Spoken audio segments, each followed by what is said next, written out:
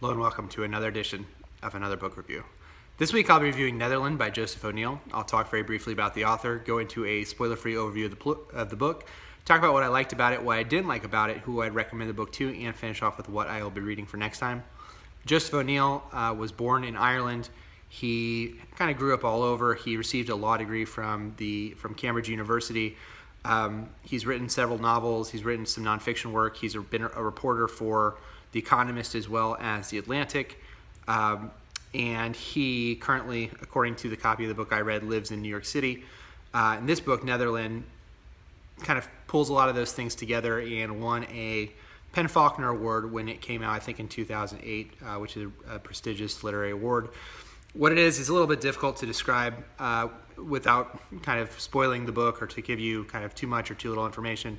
But essentially what the book is about is we have a main character whose name is Hans, and we learn kind of through a framing device before flashing back that he is living in London with his wife and his child, and he learns that one of his business associates, his friend, a man named Chuck Ramkissoon, has been found dead. So they have found his body in it's the Gowanus Canal, which is a riverway in New York City. Body of water in New York City, and he basically is now reminiscing and flashing back to when he lived in New York. We learn that he lived there roughly from I think 1999 to roughly 2005, and so it kind of covers that. Most of the novel covers that time period. During that time, we learned that he became estranged from his wife. His wife moved to London, and he stayed behind in New York. And part of his kind of grieving process is getting into cricket, which was kind of his childhood game of choice from when he lived in the Netherlands, in Holland. And through the cricket association, he meets a series of characters, one of whom is this man, Chuck Ramkissoon, who has a dream to open essentially a cricket arena in New York City. It's kind of nothing else is really like that on that scale. And this is kind of his kind of crazy dream that he shares with Hans, and they become kind of closer and closer friends as the novel goes along. So that's really the plot of the novel. I would say the book is kind of three different things at once. It's the who and why done it of Chuck Ramkissoon. We learn that he is dead, and we're trying to find out, who killed him and why is he dead. And there is the story of Hans and his childhood and his relationship with his mother, as well as his relationship with other people that he meets in New York City, including the people in his building. When he's estranged from his wife, he's living in the Chelsea Hotel, which is kind of a famous New York landmark, and it's kind of filled with all these kind of unique characters, and he interacts with them. And then it's really also about his breakup and reconciliation with his wife. Like I said before, the book is a little bit difficult to spoil because you learn all this information relatively early on, and it's really just kind of a flashback as to why these things happen. So I think the thing that jumped out to me the most, Joseph O'Neill is a very, very talented writer. He has a way of describing memory and how people kind of can reminisce and tie things back together with things in their life, and then also tie into whatever the current moment is happening. I think he does that very, very well. Memory is sometimes hard, sometimes feels herky-jerky in writing, and you kind of get lost and you don't know where you are in the character's recollection. I think he handles that very, very well. He handles dialogue and dialect very, very well.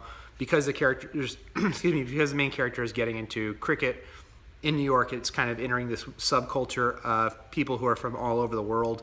Really anywhere that the British colonized, or whatever term you prefer to use, anywhere that they did that, there was a cricket culture that was kind of born, including the United States. And so he's meeting people who are from India, who are from Pakistan, Chuck Ramkissoon is Trinidadian. He's kind of meeting all these people, and they have this one thing in common, which is cricket, but they kind of form this kind of subculture around it, and he kind of enters into this world of cricketers. Which is interesting. And I think finally, if there's one other thing that I liked a lot, well, two other things. The book is very propulsive. It's, I think, only 250 pages or so, but it also moves at a really good clip. I read this in about 3 days, and I found the writing to be really, really accessible and easy to get into. he also, there's not a ton of them, but there's a couple moments in the book that have really, really nice pieces of writing. There's one point in particular where he compares cricket to the expansion and contraction of a lung. That's a really, really nice piece of writing. So there's a couple pieces of really, really nice writing throughout the book. Excuse me, in addition to kind of what I said before about the dialogue and the dialect. If there is some things to ding it on, I mentioned before that the book is kind of told in there's kind of like 3 or 4 parts that it really focuses on. The Chuck Ramkissoon part, there's the part with his wife and the part with these other kind of New York characters, and then really his recollection of his remembering. One of the major themes of the book is, once you are someone who is, 2 other things that I liked about the book before going back. One of the themes of the book is once you are beyond something and you've become someone else in your life. So if you're in your 40s or your 30s, are you able to recognize yourself as a younger person? Are you the same person or are you a different person? He handles that kind of feeling well, and also the feeling. The book kind of famously is considered to be a 9/11 novel, and 9/11 plays a part in the plot, and is kind of one of the reasons for the breakup of Hans and his wife. The name of his wife, I think, is Rachel. It's one of the main reasons for their breakup, and the book kind of has this constant feel of, did we just go through what we thought we went through, and just kind of looking back at this thing, or if you've ever had a time in your life where your life is what your life is, and then something strange happens, and then you're out of that, and you're kind of back to like your quote-unquote normal, whatever it is, and looking back onto this being kind of this in-between period. And so he has kind of this constant, he's reminiscing about this time in his life that was very much a interim period. And I think it captures the feel of that really well. Some of the things that I didn't like about the book, your mileage may vary on how interesting each of these parts are. Your mileage may vary on how you feel about Rachel and how you feel about that character and how sympathetic or unsympathetic you feel towards her. And for me personally, I felt that the book is very much more about the journey than the destination. And if you're someone who is a plot-driven person, I don't know how satisfied you will be with this book, because it's not really about the plot, and it's not really about the whodunit or the whydunit of Chuck Ramkissoon. That's really kind of the motivating factor that kind of gets you hooked into the book, this mystery. I don't know how satisfactory that is. I really enjoyed the Chuck Ramkissoon character. I think he's supposed to be kind of this emblematic person who's always hustling and always kind of on the move and always has these kind of big dreams to do this thing.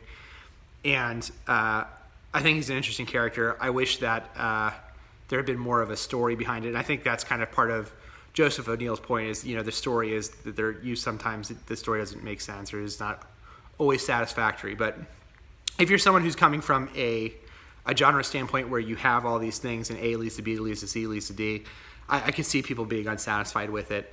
I personally felt some of the detours into Hans' childhood and some of the detours into the characters in the Chelsea Hotel I found to be kind of boring, and I didn't really see how it fit into the larger part of the book, and I think that could have been cut. The book would have been relatively short if all those things were cut, and I think that they're there to show you who this character is and kind of show you his life and how he's spending his time, and it kind of gives you the overall impression of him kind of being alone in this kind of a stranger in a strange land. But from like a story standpoint, I don't know how necessary it was. There's also 1 or 2 points where he'll just randomly, there's part of the book where Hans is on a train and he sees a man who's half naked in the forest, and it's mentioned and never brought up again, and you're like, okay, well, it was just kind of a thing that he saw that didn't really matter, and again, kind of the same idea of giving you all these things that this character is seeing, but also not really, from a plot standpoint, really building to anything. So I could see people being really mixed on this book, I guess, is ultimately the point. And I think I enjoyed it more than I didn't enjoy it, and I think the things that it does well, it does really well. I do wish it had been more maybe to the service of a more interesting and complete story. I think that is kind of where it becomes a problem.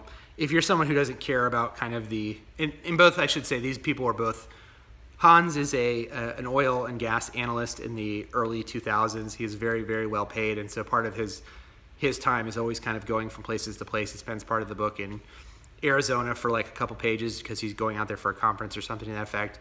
He goes to London every other weekend or I think it's every once a month to see his wife and child.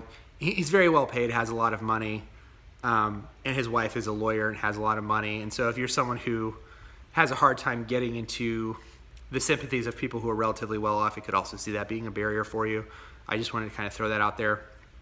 So that's who it's for, and that's who it's not for. I think if you're someone who likes literary fiction, I think this is probably something that's right up your alley. I understand why it won the accolades that it did and the acclaim that it did. I think it is very interesting as a post 9/11 novel, because I think it's told from a character who is kind of twice removed, and he's really someone from the Netherlands who was living in England, and then from England to the United States, and so he's kind of removed from this process. And the character himself is a little bit naive, and I think his naivety kind of comes through in the book. And there are kind of questions you could find yourself questioning, why is he doing this and why is he doing that? But I found it to be believable enough to kind of go with it. But I could see people having the reservations that I did. I would recommend it to people who are interested in maybe 9/11 fiction, but also interested into literary novels. And also, I think I saw someone describe this as a post-colonial response to The Great Gatsby. That's kind of in there too. And so if any of those things sound interesting to you, I think it's a quick enough read to take a look. I don't know how much of the book is going to stick with me, to be honest with you. I thought some of the writing was nice. I'm glad that I read it, but I'm not super surprised it hasn't gone beyond kind of the literary acclaim to kind of the deeper consciousness of people for some of the reasons I said before. So that is Netherland by Joseph O'Neill. And next time I'm going to be reading Super Pumped, which is the story of Uber. Until next time, please like the video, subscribe to the channel if you haven't already. And until next time, bye.